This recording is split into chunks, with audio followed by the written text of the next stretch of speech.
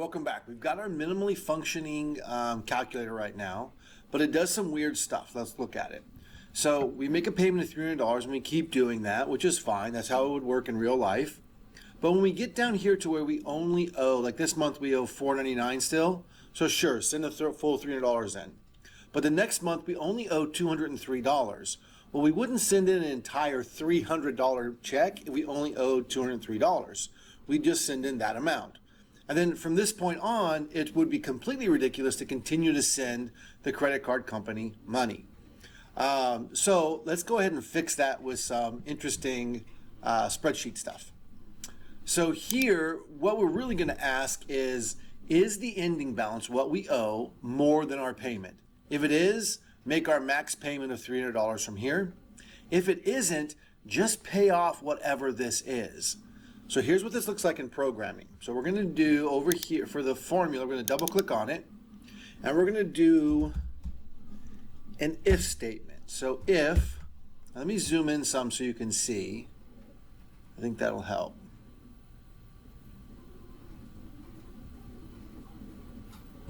Right there. So if the logical expression here, so this is what we're trying to check. If our balance is greater than the payment amount, which is H5, comma, what do we do if our balance is greater than? Well, in this cell, we're going to just put this number here. Put H5 in there. Great. And then comma, if it's not true, if this isn't greater than my payment, then what I want to do is put this number in the payment category. So I'm going to click over here. And I'm going to put a closing bracket on. Now remember before when we used a number from this table, we needed some dollar signs to freeze it. So anytime I see that H5, I'm going to put a dollar sign after the, or before the 5. That'll freeze the 5 and keep it from falling down a row. I'm going to hit enter. Let's see what happens. Okay, awesome. It put $300 here. So here's what it did. It said, it said if D2 is greater than H5. So it found D2 and said, is this number greater than H5, this number? The answer was yes. So it did the next thing in the if statement. So it took H5 and put it right there. So it got $300 and put it there. All right, let's go ahead and copy this down and see if it's working all the way down the table. I'm going to roll down to 240 rows. All right, oh, those are all zeros. That's interesting. Let's go see what happened. So now as I go down this and check out what's happening, here at the end, instead of stupidly making $300 payments forever, it's looking and saying, oh, what? This one is actually less than the payment. So instead of putting H5 there, when this isn't true, it skips this one and does the last one. It puts the value of D15, the payoff amount, right there. And then that ends all of our silliness of paying when we're not supposed to be paying. Awesome. Let's do this and let's pay off a little more than interest. So let's change our payment amount to $67 and see if it's still working. All right, so let's go back and let's take a look. I'm going to zoom down. Oh man, we are not making good progress. Yeah, even after 20 years, we still have a balance of $500 left. So if you pay $1 more than the interest you owe, you're not going to make much progress. So it looks like it's working though, which is good. All right, now we don't want to have to zoom through this table to see everything that all the information that we want. I'm actually going to decrease my font size a little bit here since I've zoomed in. Maybe I'll go down to 14. Okay, that's better. So let's create a summary table here of all of our data. So here we're going to call this table calculations. CASU. Okay. Again, I'm going to merge these two rows together using my merge cell button. I'm going to make that like that, dark gray color. And then make the font white. And maybe a darker gray is what I used before. Okay. And the things I want to put in here are, I want to know how much my total payments were. So how much money did I spend paying off the loan? And maybe here we even put true costs instead of total payments. Although maybe if you use this later in life, you might forget what true cost is. You'll probably still understand what total payments are if I use all the right letters in the word total. Let me fix that real quick. Okay, and then the total months. Nope.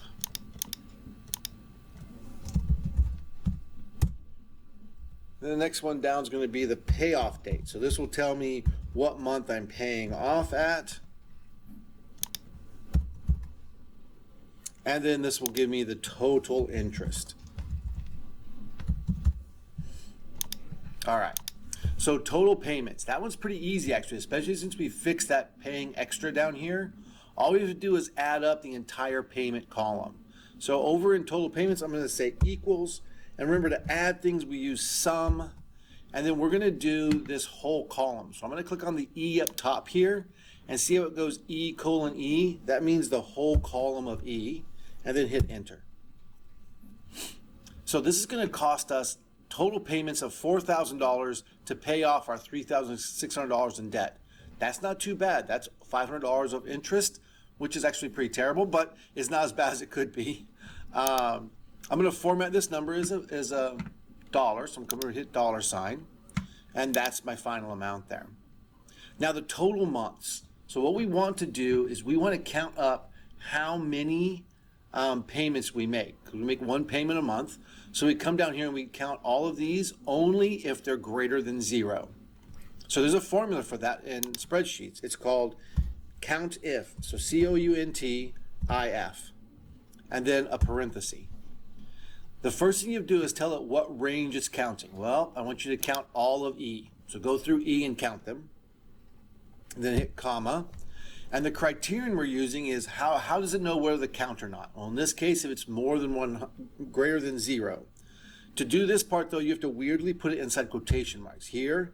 And I'm going to do greater than 0, and then except 0, and then quotation marks, and then parenthesis, and hit enter. And what it's told to do is go through here and count anything that's greater than 0, so it ignores all these zeros at the bottom. It ignores the word payment as well. It took me 14 months to pay off my debt. All right, so the payoff debt.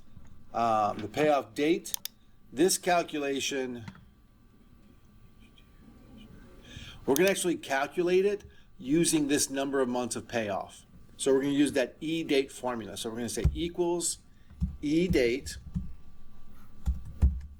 parentheses. Our start date is this October 24th again.